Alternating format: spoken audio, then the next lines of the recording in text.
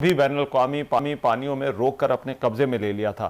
Smooth flotilla गजा के लिए इमदाद लेकर तुर्किया से रवाना हुआ था। इसराइली फोर्सेस की हिरासत में फ्लोटिला अरकान पर शदीद जिस्मानी और नफसियाती तशद्दुद किया गया। टीजर गन्स और रबड़ की गोलियां चलाई गईं। मुतअद्दिद ख़वातीन शुरका के हिजाब इसराइली एहलकारों ने ज़बरदस्ती उतारे। दूसरी जानिब इंतहाई दाएं बाजू के इसराइली वजीर बेन गवेर ने बदसलूकी जो की उसकी वीडियो भी सामने आई। बेन गवेर की जानिब से जारी करदा इस वीडियो में फ्लोटिला अरकान को हथकड़ियों में ज़मीन पर बैठा दिखाया गया और उनकी जानिब से उन्हें यह कहा जा रहा था कि यहाँ के मालिक हम हैं। एक और वीडियो क्लिप में देखा जा सकता है कि एक खातून कारकुन जो है वो बेन गवेर के सामने फ्री फ़लस्तीन का नारा लगाती है, जिस पर उन्हें तशद्दुद का नारा बनाया जाता है। बेन गवेर ने वीडियो में तस्दीक करते हुए कहा कि ये लोग हीरो बन रहे थे, अब इनकी हालत देखें, ये कोई हीरो नहीं बल्कि दहशतगर्दी के हामी है। अमरीकी सेनेटर जेफ मर्कले ने इंतहा पसंद वजीर बराए कौमी सलामती ये जो बेन गवेर का इनका सलूक घनाउना और गैर इंसानी करार दिया है।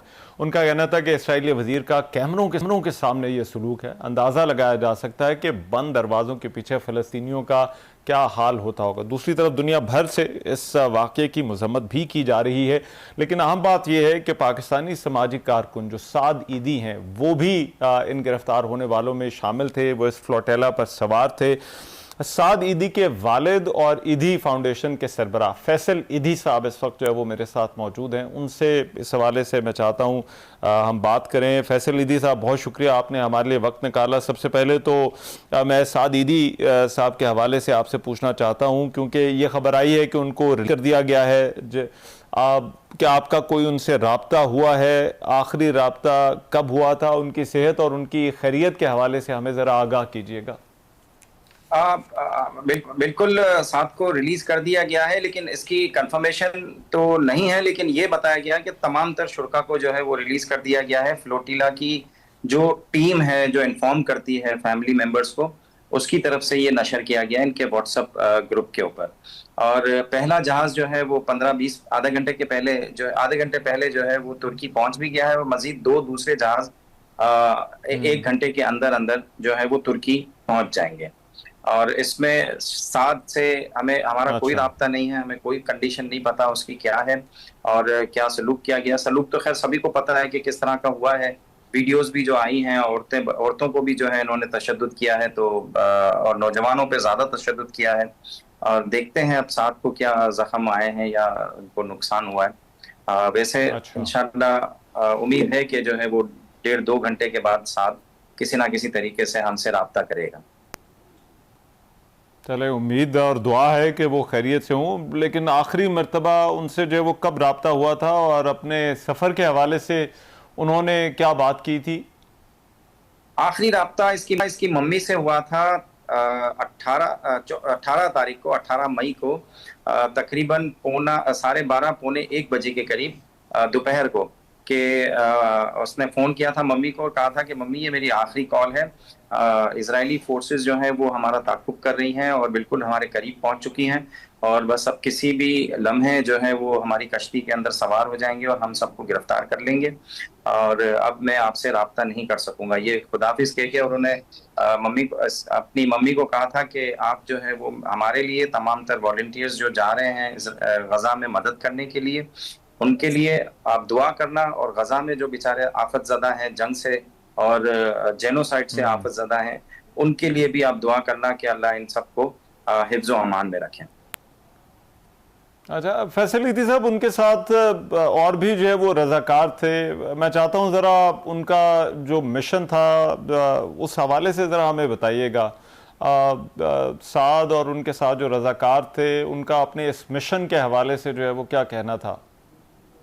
साथ जो है वो फ्लोटिला के वॉलंटियर्स के साथ काफी दिनों से काम कर रहा था। इनकी पिछले दिनों में मतलब जाने से 4-5 दिन पहले से इनकी ट्रेनिंग्स होना शुरू हो गई थी। इनकी क्लासें होती थी कि किस तरीके से सर्वाइवल टेक्निक्स होती हैं, अगर इजरायली फौज का सामना हो तो किस तरीके से उनके साथ कोऑपरेट करना है और क्या क्या चीजें करनी है। और फिर फ्लोटिला के जो टीम मेंबर्स हैं उनके साथ इनका राब्ता था। एक पूरा इनका प्रोटोकॉल है जिसको हर मेंबर को जो है वो फॉलो करना होता है। अपने साथ ये लोग जो गए थे तमाम तर, ये सब वॉलंटियर्स थे। इसमें और अपने अपनी हैसियत के हिसाब से इन्होंने जो है वो चीजें खरीदी थी, चंदा इकट्ठा किया था, खाने पीने की अशिया हाँ। इन्होंने खरीदी थी, और जो है वो बच्चों के लिए फार्मूला मिल्क वगैरह लिए थे, दवाइयां ली थी, और औरतों और बुजुर्गों के इस्तेमाल की चीजें भी जो है इन्होंने अपने पास रखी थी, क्योंकि गजा को पिछले 17-18 साल से इसका 18-19 साल से इसका गजा का मासरा किया हुआ है, और पिछले दो सालों से वहां पे बम्बार्डमेंट कर रहे हैं और जेनोसाइड कर रहे हैं वहां की आवाम को, आबादी को, और चारों तरफ से रास्ता बंद किया हुआ है, समंदरी रास्ता भी बंद किया हुआ है, और समंदर में इनका जो है वो जरिया माश था मछली पकड़ना, पिछले कई सालों से इन्होंने वो भी बंद कर दिया है, इनकी रोजगार के जितने भी जराए थे उन सबको खत्म किया है, और उनको एक जो है वो कैदी बना के रख दिया है, और तकरीबन 19 लाख से जायद अफराद जो है वो इस वक्त वहां मौजूद हैं, और तमाम तर स्कूलें, हॉस्पिटल्स, क्लिनिक्स, सारी चीजें उन्होंने, इजरायली अफवाज ने जो है वो बम्बार्डमेंट करके सब तबाह कर दी हैं। और इस वक्त इतना बड़ा ह्यूमन क्राइसिस है गजा में, किसी मीडिया को नहीं जाने देते वहां पे, कोई इंफॉर्मेशन नहीं है वहां पे क्या पोजीशन है, बहुत कम इंफॉर्मेशन निकलती है।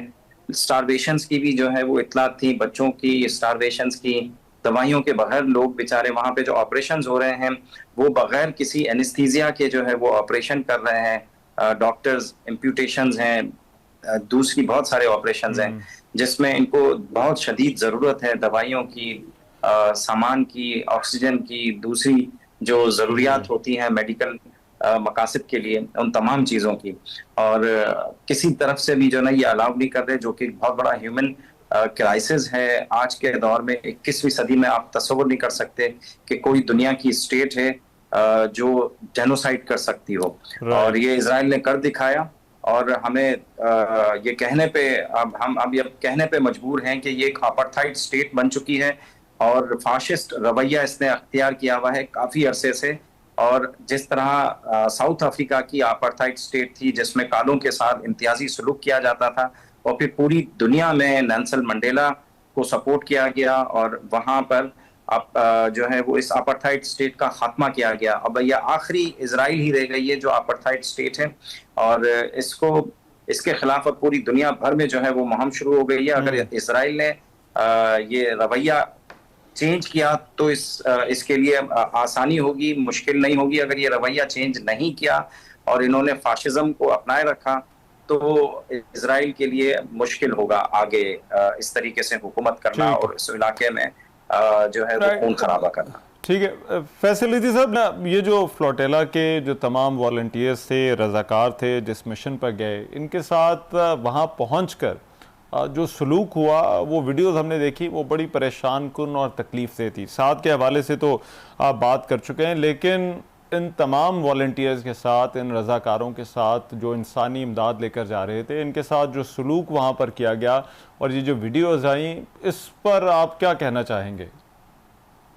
देखें ये हम फ़लस्तीनियों के साथ भी इसी तरह का सलूक करते हैं, और हम सुनते रहे हैं, न्यूज़ रिपोर्ट्स भी आती रही हैं। बहुत सारे फ़लस्तीनी जो आज़ाद होते हैं उनकी जेलों से, वो भी आके जो अपनी स्टोरीज बताते हैं, उनके अंदर ये सारी चीज़ें बताते हैं। और मेरे जब साथ से बात हो रही थी पिछले दिनों, ये जब फ्लोटिला में था, मौजूद कश्ती में जब जा रहा था, तो मैंने इसको कहा था कि मुमकिन है कि आपको इजरायली फ़ौज जब गिरफ्तार करे तो आप पे झूठे चार्जेस डाल के केसेस चलाएंगे, और मुमकिन है कि आपको 1-2 साल की सजा भी दे दें।